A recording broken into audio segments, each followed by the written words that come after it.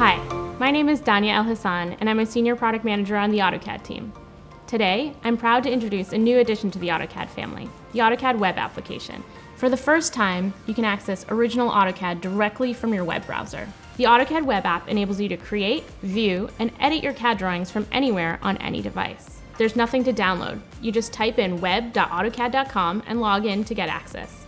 The AutoCAD web app gives you precise input and familiar drafting tools in a simplified web interface.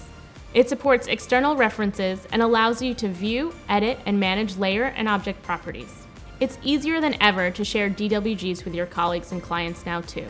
All the work that you do in the AutoCAD web app is accessible when you switch devices, so you can pick up where you left off when you work from home or on the road. The AutoCAD web application is available to all subscribers of AutoCAD 2019 and AutoCAD LT 2019. Enable this service in accounts.autodesk.com. Whether from desktop, web, or mobile, you have the flexibility to access any DWG with AutoCAD on any platform.